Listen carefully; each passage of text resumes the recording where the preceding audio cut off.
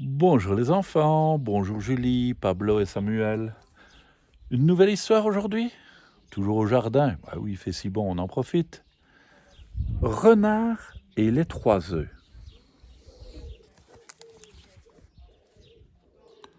Dans cette ferme-là, Poulette et Renard sont amis depuis toujours et pour toujours. Même si ailleurs, on raconte que les renards dévorent les poules avec délice. Ce matin, Poulette vient de pondre 3 beaux gros œufs. Tout le monde lui caquette son petit conseil. Tu vas devoir apprendre à tricoter et à cuisiner. Et aussi à raconter des histoires de poulettes, pas celles où le renard mange là, dit Suzette en s'interrompant brutalement. Ça suffit, tout le monde dehors, s'écrie Mamie Poulette.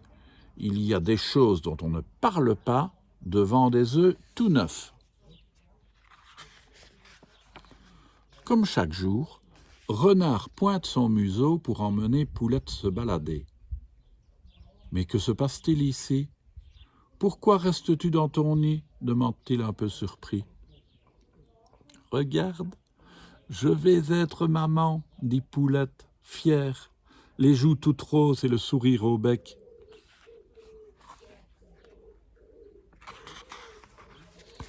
Oh, ils sont si jolis, dit Renard ému. Jolis et fragiles, pas à touche, réplique Poulette.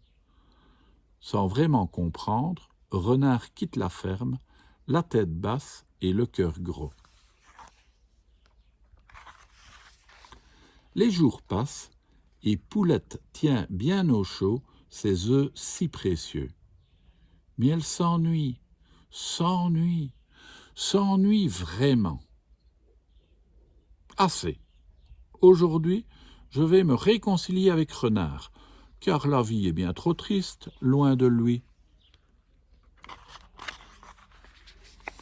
Assis sur un vieux tronc d'arbre, tout seul au bord de la mare, Renard a le cafard. Renard, mon ami, c'est vrai, sans toi je m'ennuie, dit Poulette désolée. Renard relève à peine le museau. Poulette, toute confuse, s'excuse. C'est ma première couvée et je suis un peu nerveuse. Et avec toutes ces histoires que l'on raconte sur les renards, ça n'arrange rien. Soulagé, Renard décide de lui pardonner. Pouah, toutes ces journées à rester enfermé, j'aimerais me refaire une petite beauté. Crois-tu que je peux m'absenter? Demande Poulette. Je vais garder tes œufs, propose Renard, ragaillardi.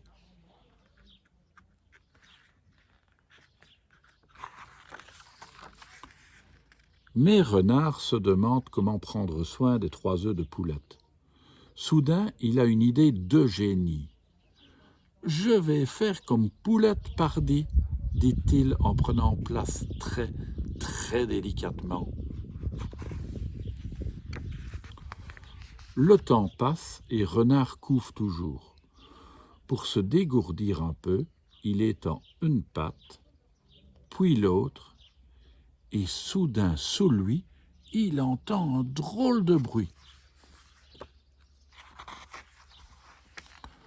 Pendant ce temps, chez le coiffeur, à force d'écouter toutes ces sornettes sur les renards, Poulette s'inquiète. « Et si c'était vrai? Oh malheur, dit-elle en courant vers la ferme, complètement angoissée. Mais en arrivant, elle découvre qu'un de ses œufs est fêlé. Renard, lui, est complètement catastrophé. Poulette prend son œuf fêlé tout contre elle. « C'est donc la vérité? Tu as voulu manger mes œufs? »« Mais pas du tout, Poule, ce n'est... » bafouille Renard. Soudain, des petits craquements se font de nouveau entendre. Les œufs bougent, se fendillent, se craquellent. 3 adorables poussins sortent des œufs. sous le regard étonné des deux amis. Voilà Poulette rassurée. Renard n'a jamais voulu manger ses œufs. Ils étaient simplement prêts à éclore.